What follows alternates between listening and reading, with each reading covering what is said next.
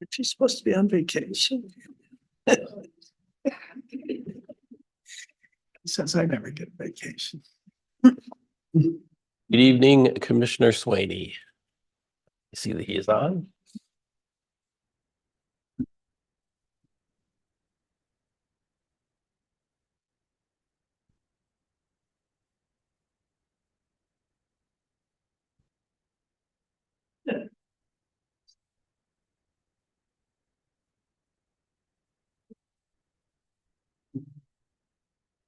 Before we get started. Yes.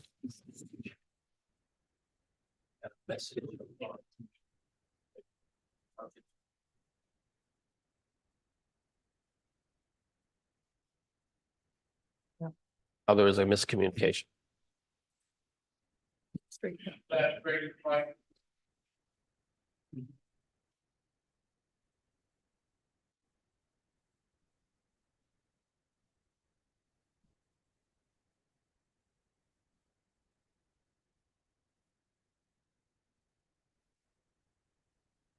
My trees. Where are my trees? Oh, I told you I take. I'd like to call the work session of the Isabella County Board of Commissioners to order. Stand for the pledge, please. Pledge allegiance to the flag of the United States of America and to the republic for which it stands, one nation, under God, indivisible, with liberty and justice for all. Madam Clerk, a roll call, please. Commissioner Jazinski, Commissioner Engler, Commissioner Marino, Commissioner Swaney, Commissioner Hutchinson, Commissioner Embry, Commissioner Hope. All here, Mr. Chairman, except for Commissioner Jazinski and Commissioner Swaney. Up next will be approval of the agenda. We'll start out with general public comment. We have no presentations or special reports, no appointments to boards or commissions, and committee reports, Finance and Administration Committee. Finance and Administration Committee is all set, Mr. Chair. Thank you. And Criminal Justice and County Affairs Committee. Criminal Justice and County Affairs Committee. Thank you. Human Resources and Public Works Committee. Thank you. We have no intergovernmental affairs, no administrator controller issues. Under unfinished business, we've got a couple resolutions to accept the recommendation of the County Tax Advisory Limitation Committee. And then the second one would be to approve the ballot language for the tax limitation proposal for the county, townships, and ISD operating renewals. And we have no new business, couple closed sessions, and then we'll have general public comment. Actually, we'll move general public comment up prior to the closed session, as well as announcements. In case anybody wants to do public comment before we clear the room for closed sessions. So with that, is there a motion to approve the agenda? Moved. Support. And moved and supported. All those in favor say aye. Aye. Thank you. Brings us to general public comment. Is there anyone for general public comment?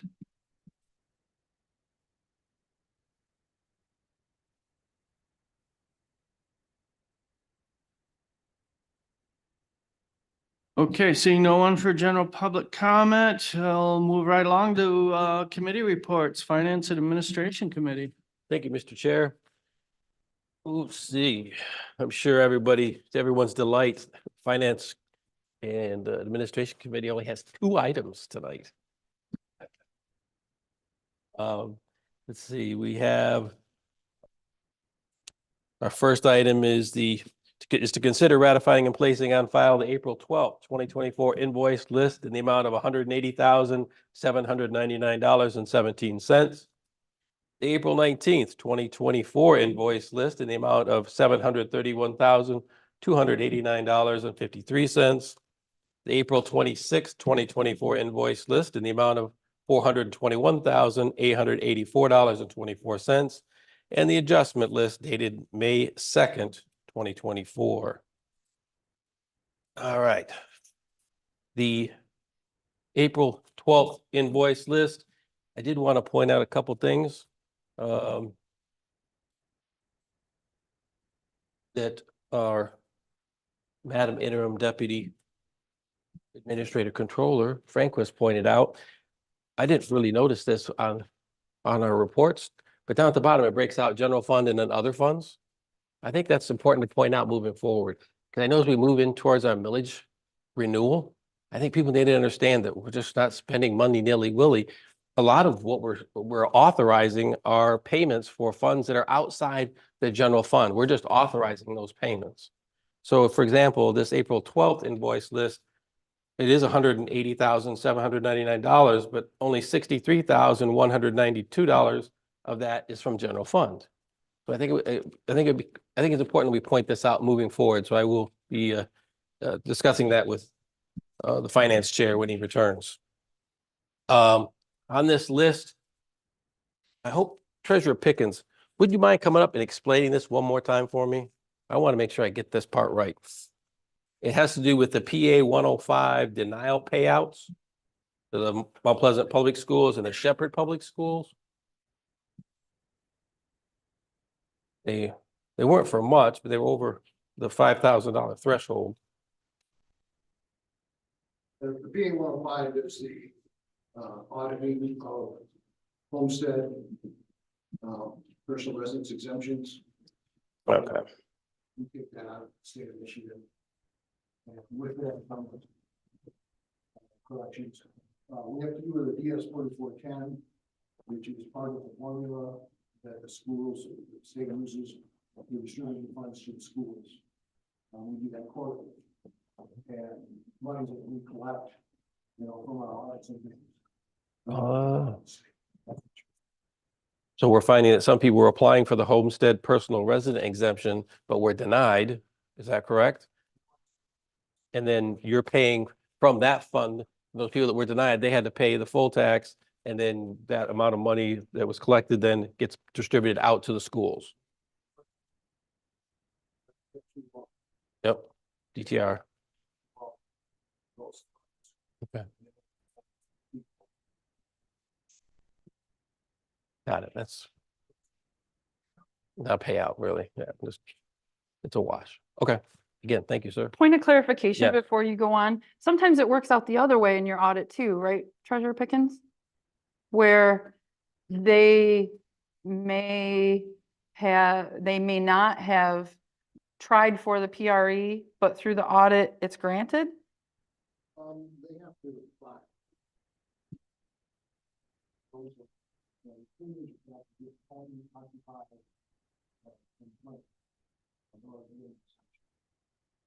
those that do that, the law just changed that they can give it to them throughout the year, which would reduce the collections more than in essence, the collection of the school that we know.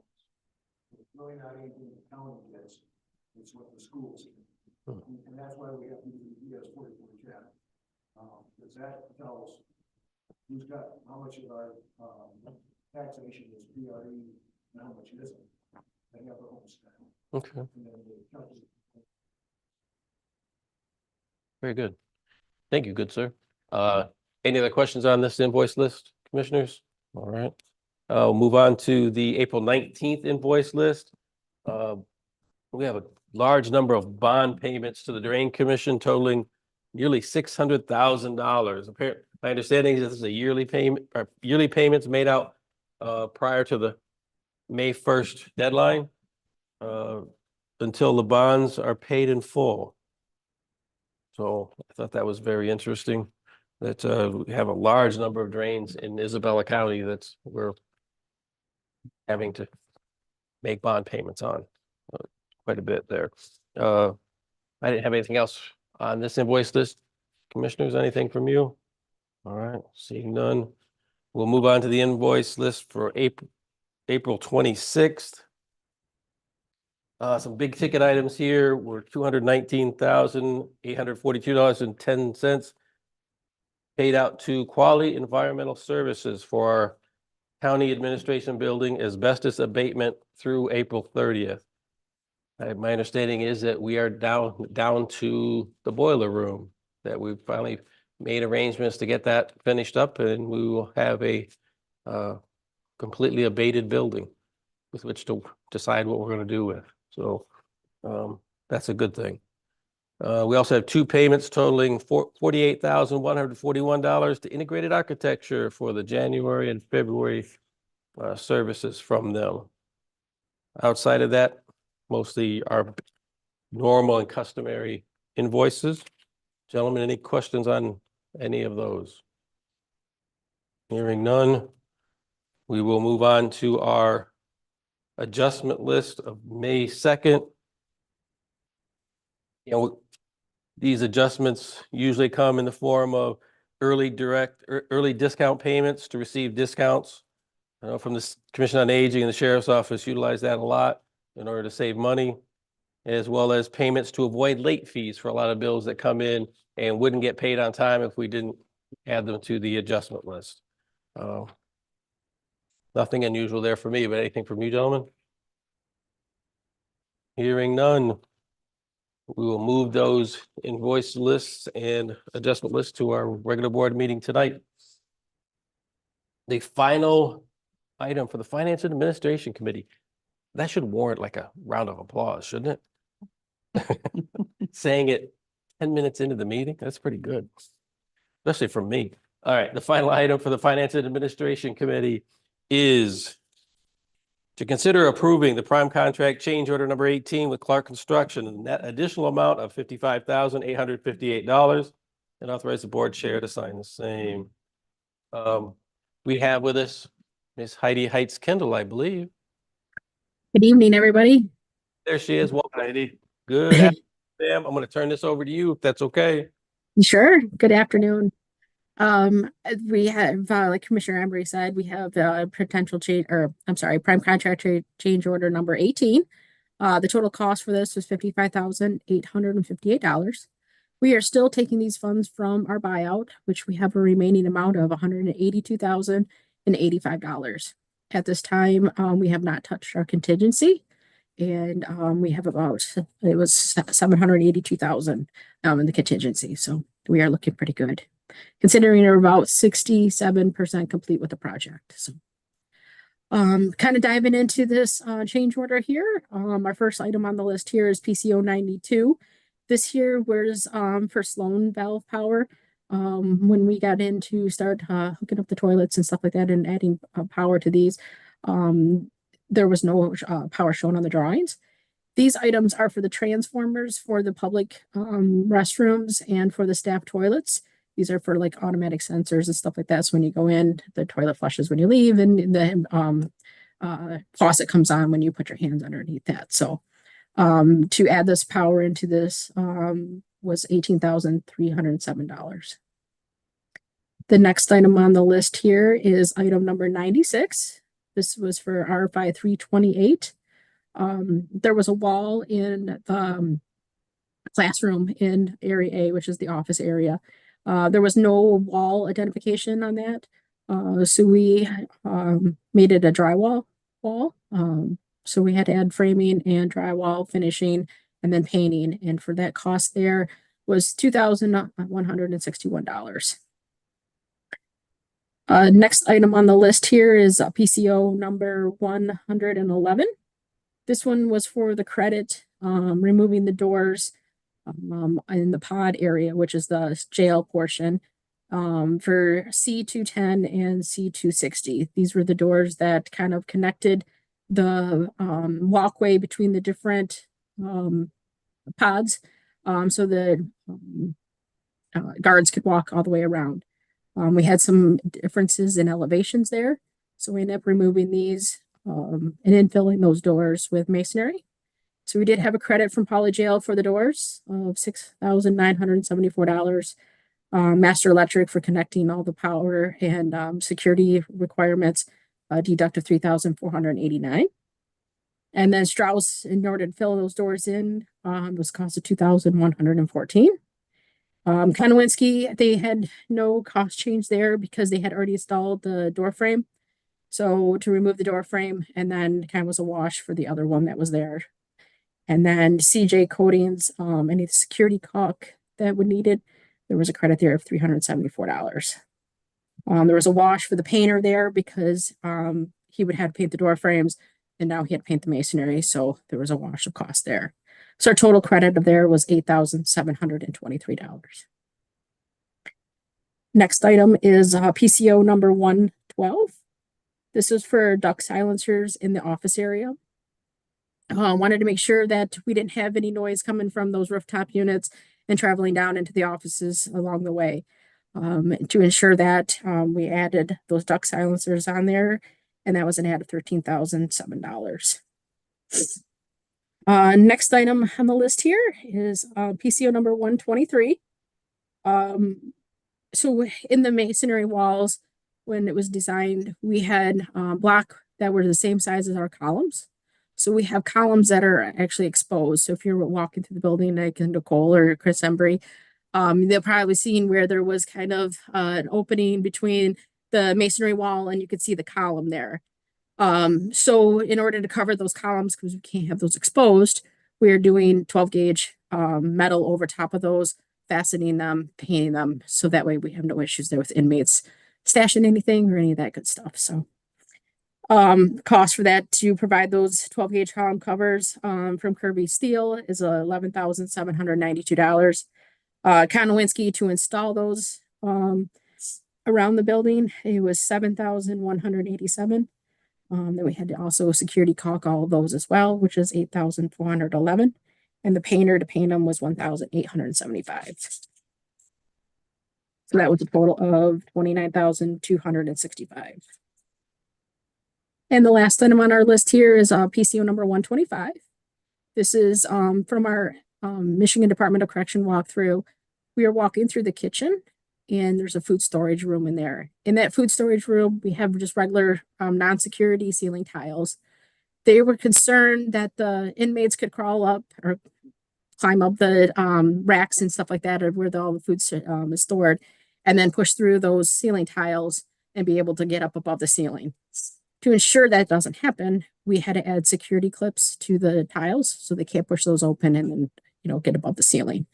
To do that, it was a cost of $1,841.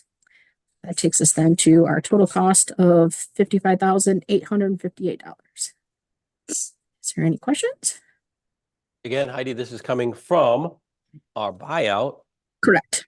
versus our contingency, which stands at, I think it's 781,000. Yeah, I didn't write it down, and so let me bring it up real quick. It was in the documentation that you sent us, so. I don't, I did not bring that home with me, so I'm opening it real quick. I just want to reiterate that point that we're still working with buyout. Correct. It's in contingency, and we're roughly 67% through the project. So that's very good to hear. Correct. Our buyout, our contingency right now is $781,774. So it's combined total of our remaining buyout and our contingency is $963,859. Terrific. Very good, Chairman. Heidi, at 67% completion, is that about where we expected to be at this time? Or are we behind, ahead? Some areas we are ahead, some areas we're a little behind. So it kind of washes.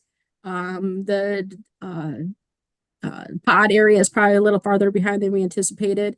We had some hiccups with our mason, but they are almost done. They have about a week left at site. So masonry facade is complete. So we are working with a roofer to get our fascia on and finish up our roof. Our metal panels on the exterior of the building. We our Poly Jail, which is our detention contractor, they are making strides out in the area.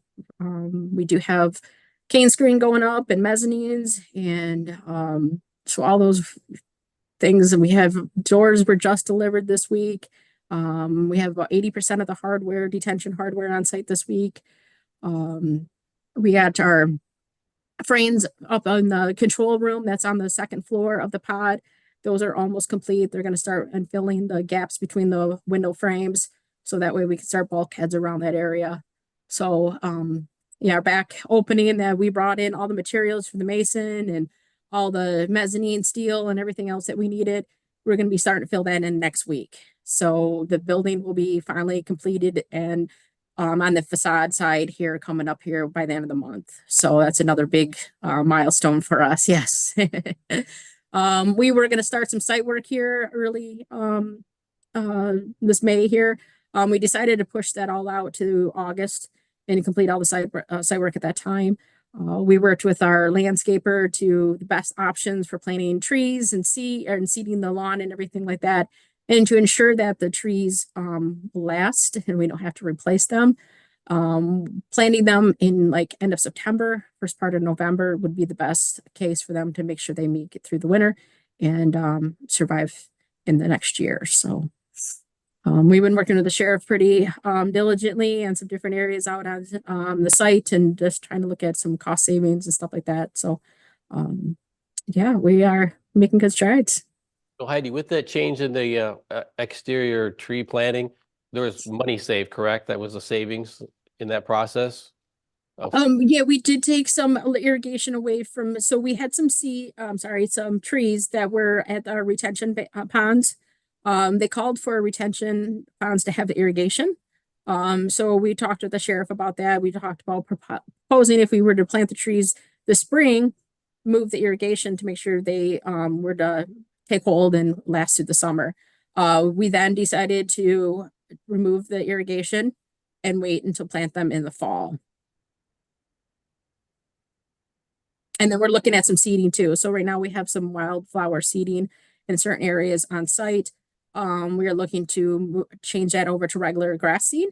There are some cost savings for that, changing of that type of from wildflower mix to grass. So there is some savings there. Mr. Hutchinson has a question for you.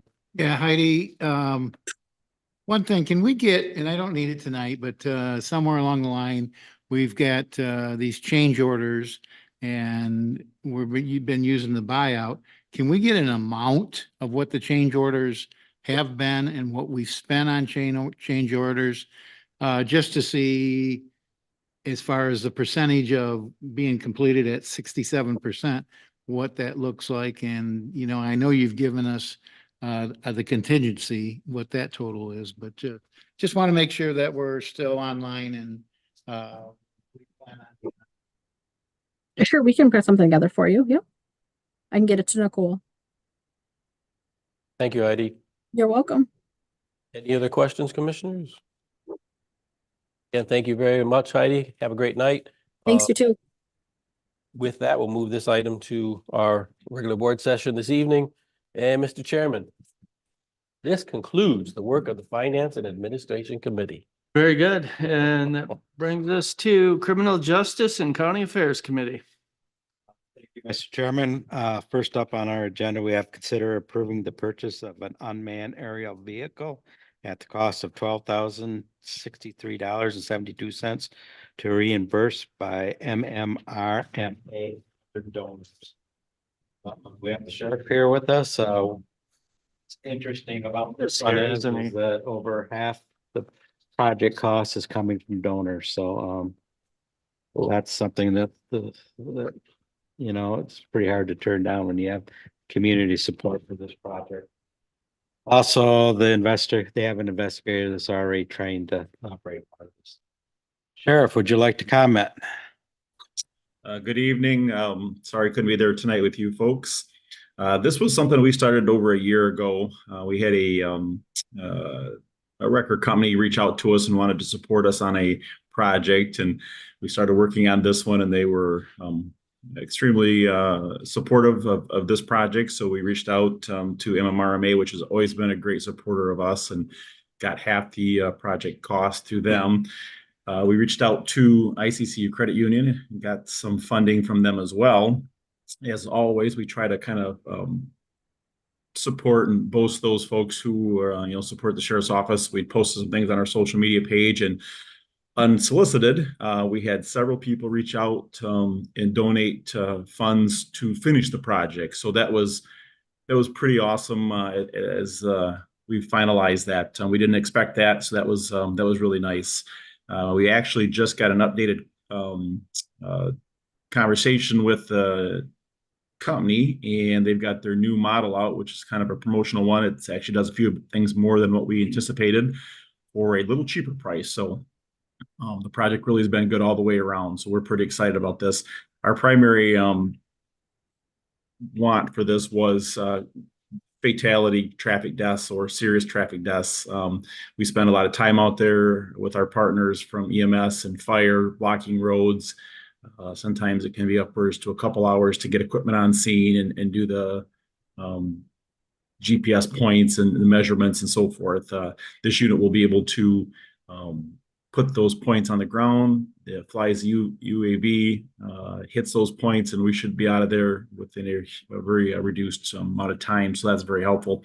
And of course, we use them for finding lost and endangered people, suspects who may have fled from us, all kinds of things. So we're pretty excited about having this capability. I think the commissioner mentioned we do have a Part 107 pilot already on staff. So that's good. And he's one of our accident investigators. So that works out very well. So a lot of the agencies around us have these. It's just nice to have one to be able to do these things on our own. Okay, is there any more questions for the sheriff? Seeing none, we'll move this forward to the next. Okay, next up, we have consider approving the Isabella County Public Defender's Office to begin a 11-week internship program with compensation of $8,800 be paid out of the contractual service line item in the Public Defender's Office budget and authorize board chairperson to sign the same. We have, I believe we have Public Defender Hausman. Is he online or not? Yes. I am. Yeah, just real quick, I said the internship, it's hopefully we'll get somebody in here and they'll like the area and know how hard it is to get people to stay with hiring people right now. So internships are a great way. So if you want to talk on it, Public Defender Hausman, go ahead. Sure. By all means. It's hard to believe that this is going to be our fifth year of being a department. And so I think we're finally at a stage where it's appropriate to have an internship. We finally are comfortable in our own processes and we're fully staffed.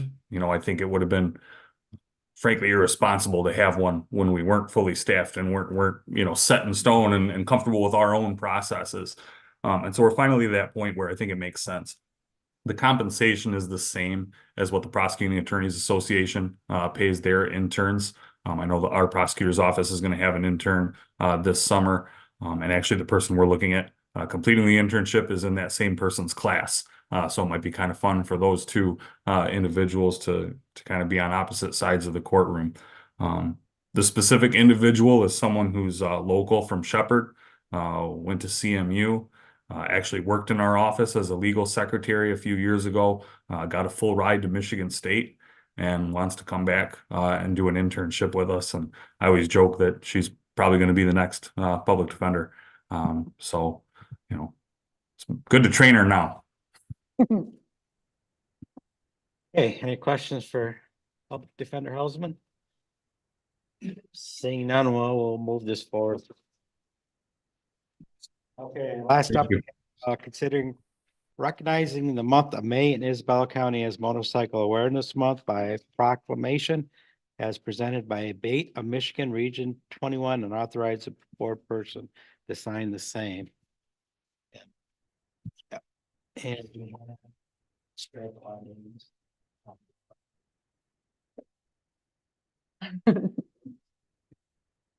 Like that.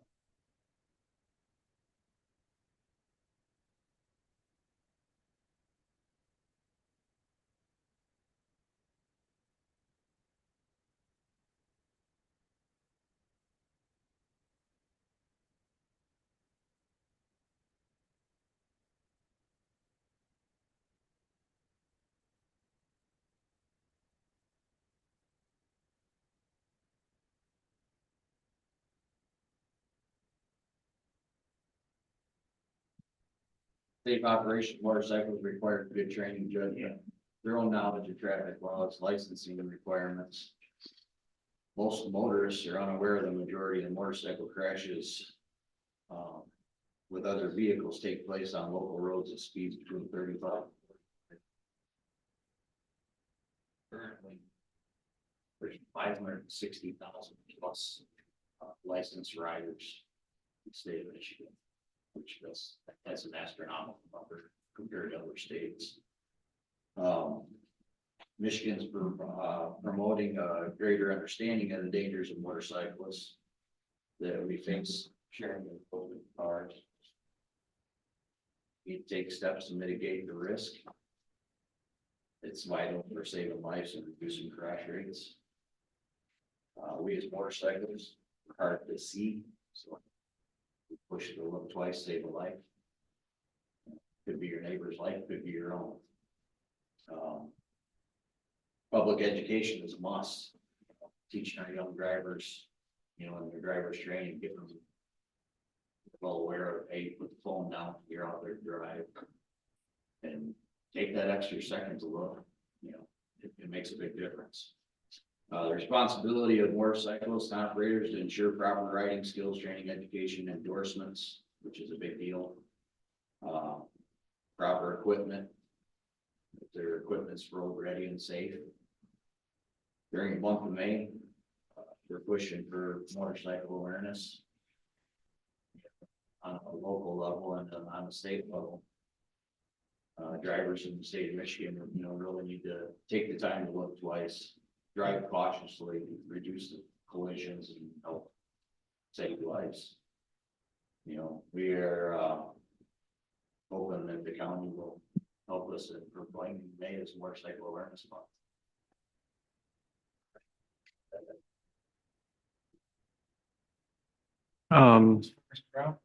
Yeah, Mr. Brown, I just want to thank you for coming and presenting this. I'm eager to vote yes on this. It's so important that everybody behind the wheel pays attention to what's going on. And as someone who gets around on two wheels quite a bit, I appreciate that for my own safety, but it's just so important. I would wager that most motorcycle accidents are the fault of the car driver not paying attention. That'd be my guess, but. Okay. I see a lot of sides. Mm-hmm. I'm just pushing people that are driving their cars to look twice. Guys out on their bikes need to look twice. Yeah. I'm sure you've experienced it yourself. You kind of get in a daze world when you're riding. You're just enjoying the ride. Yep. And all it takes is a split second. Yep. You can't bring people's awareness to it now. I drive truck for a living. I'm glad they passed the cell phone laws. But it's just changed people from holding it in front of them and at their steering wheel. Hold it down here. Oh, yeah. Yep. So hopefully they can do more work to get that problem solved. Mm-hmm. One last thing, also want to jump on the homeowners and mowing their grass onto pavement. When you're on a bike, it's such a dangerous thing.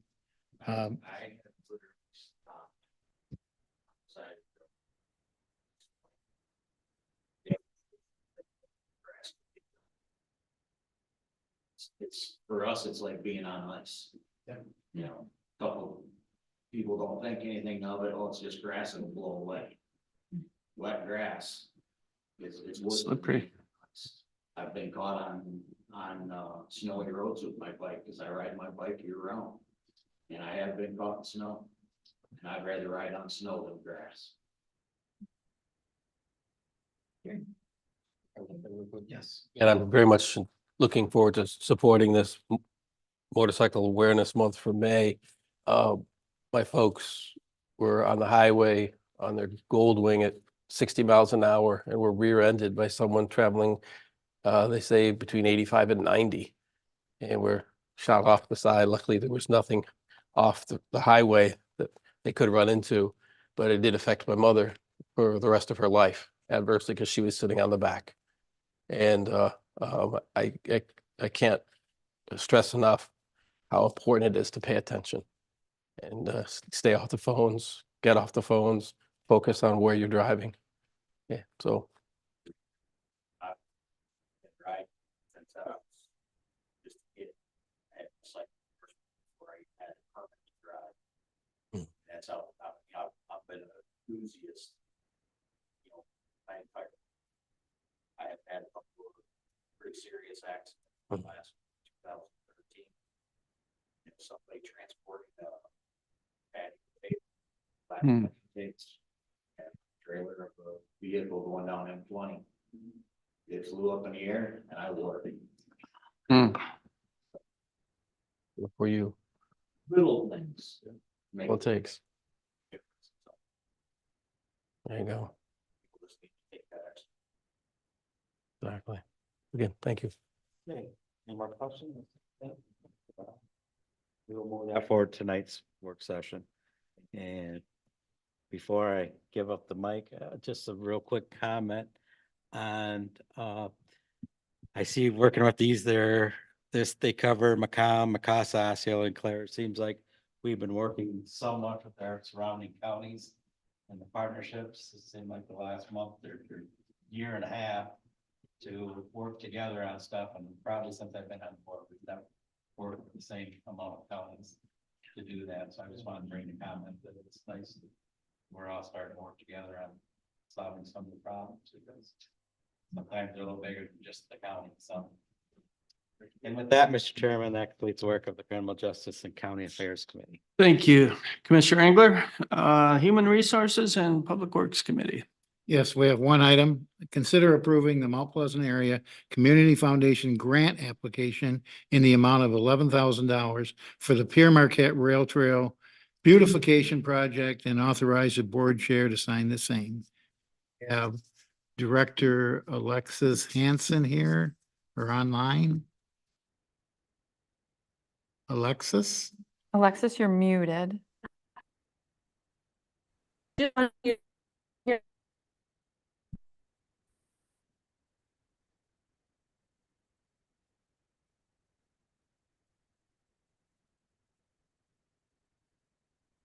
Well, until we unmute her. This has to do with connecting with Midland, the northern part of the county, completing the rail trail, and there's new gates that are coming up. The Midland County has been using these, and these gates will swing open and not allow motor vehicles onto the rail trail. That and cleaning up the rail trail, keeping it consistent and a nice looking rail trail, and a consistent looking rail trail from Midland all the way across the county and into the next county. Sorry, I think that was a connection issue, but it sounds like Commissioner Hutchinson gave you a great rundown.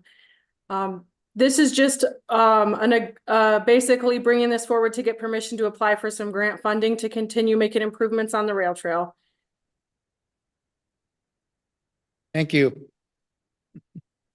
Thanks. Anybody got any questions? This is just a nice product, $11,000. And just a reminder, with our August, we've got ITCC, we got the Parks and Rec, and we've got our own budget. These are all renewals. And this allows us to keep doing little things like this that makes the county just look that much better. So. Thank you. We'll move that to the night's meeting. Thank you.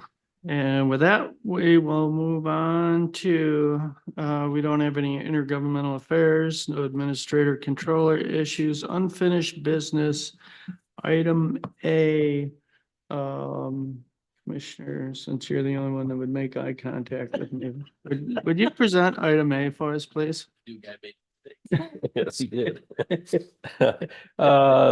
Consider adopting resolution 2024-09 to accept the recommendation of the County Tax Advisory Limitation Committee. Now, that was a very interesting meeting. It really was. the process of having all the different entities that we're going to be putting a proposal on. In this case, it was Isabella County Transportation, you had Parks and Recreation, you had not this one. Not this one, Oh, just county renewal, just the county renewal. the official? townships Oh, renewal, that's what we're and on. the ISD renewal. That's Which just is these three. per ESD. Oh, the because We are RSD. with Gratiot. Oh, that's and right. Gratiot's Okay. the lion's share, so it's kind of set here. So really, it was just the presenting the township budgets and the county budget to show that we have a need for those operating mills that were on the table to be allocated by I'm gonna get this right, Treasurer Pickens, the tax allocation board that was called to order by the clerk's office, but when Treasurer Pickens was elected chair and took over, it became the Tax Advisory Limitation Committee. We finally understand this. It's been a long education. Gave you a thumbs up. so. Yes. And I don't know that we've normally done this resolution, but I think this is an important piece of it. It's in the statute that you should, adopt this resolution and accept that recommendation of that committee. And then you'll see next on your agenda, of course, is to actually adopt that ballot language. Okay, thank you. Any questions, comments? All right, we'll move along. Item B, and Commissioner Engler, would you present item B for us, please? Sure. To consider adopting resolution 2024-10 to approve the ballot language for the tax limitation proposal for the county township operating renewal on the August 6th, 2024 primary election ballot. This is basically the ballot language. It will appear on the ballot. So similar to the previous topic. So One thing I would add, if it would be okay, I know the clerk's office reached out to me with concerns about why doesn't this language have anything about capture districts, right? Normally, when we have a levy, it will say it's expected to raise this much in the first year. And oh, by the way, a portion of this could be captured. So I reached out to legal, and at the last meeting, I wasn't able to be here. The meeting you talked about this, I wasn't able to be here, but if you remember, I did call in and talk that I wondered about that capture language. So we reached out to Attorney Perrone, but really it's interesting, and I think it's a timing issue. Statute mandates how this language has to be, and per that specific statute, 211.205G, there's to be no reference to the tax capture districts. I think that must be because this language predates tax captures, probably would be my guess, but he says per that MCL, we should leave this language as is. Okay. I'm gonna make sure and follow through on that.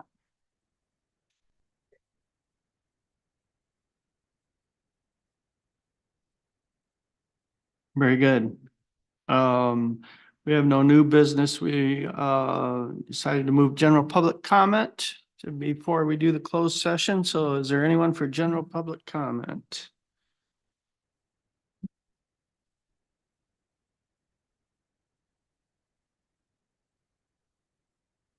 Okay, seeing no one for general public comment, announcements, commissioners, any announcements?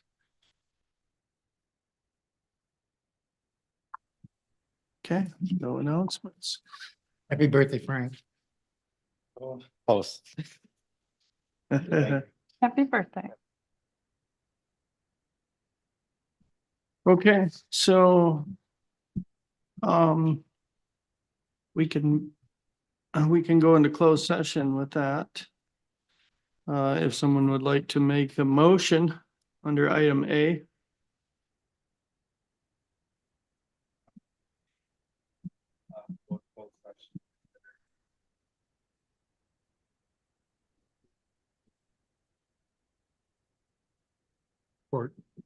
Been moved and supported to move into closed session under section 8C of the Open Meetings Act to discuss collective bargaining agreement strategy. Any further discussion before we do a roll call?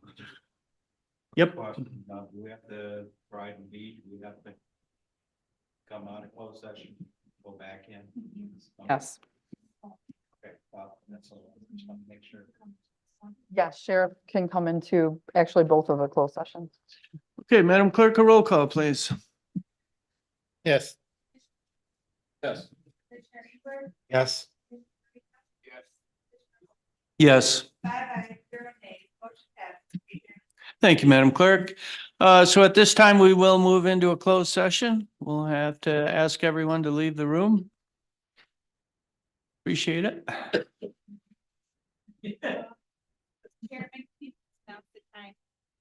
At 5:44.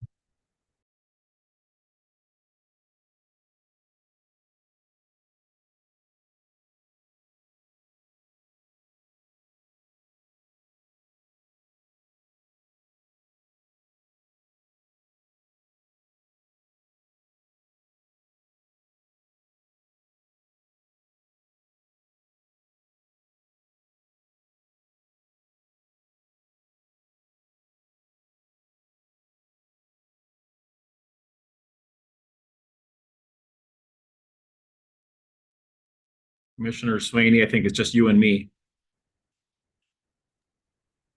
I was figuring they would pull us in sooner or later. I was in once, I think. But, Did do you know if legal came back with the anonymous donation? If you know, I didn't follow up on that or find out, so I don't know the answer to that. I would assume that Administrator Frost would have done that if Yeah. it happened. And I do have, like I said, the name is, and it's paid by check, so I mean, officially it's Right. there. So yeah, so if someone does oh, here's Snuggles. Hello? Hello, Commissioner. Can I walk you through joining the Oh. breakout room? Yeah. So in the bottom of your Oh. screen, you should have a more button. If you left click that, it should give you breakout rooms. Sorry. Bottom. Oh. Yeah, and you've got the sheriff.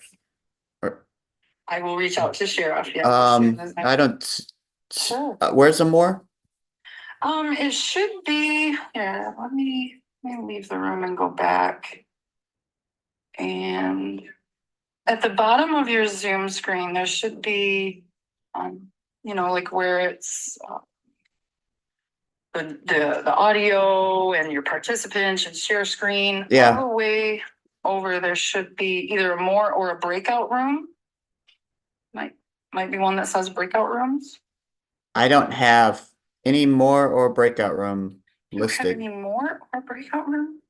Oh, here's it's got it. Okay. I was looking in the corner. Sorry. No, that's fine. Yep. So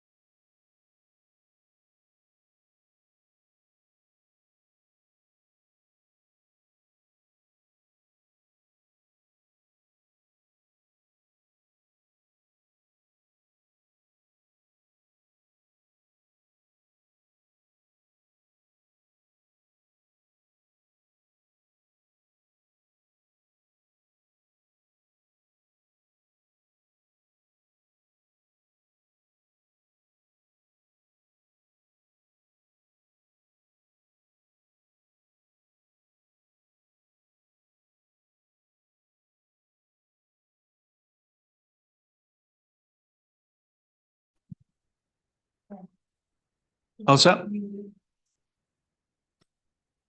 Okay. All right, we're out of closed session. And with that, is there a motion to adjourn? So moved. Been moved and supported. All those in favor say aye. Aye. We are adjourned at 6:39.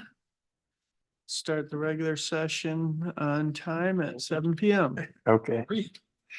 I know.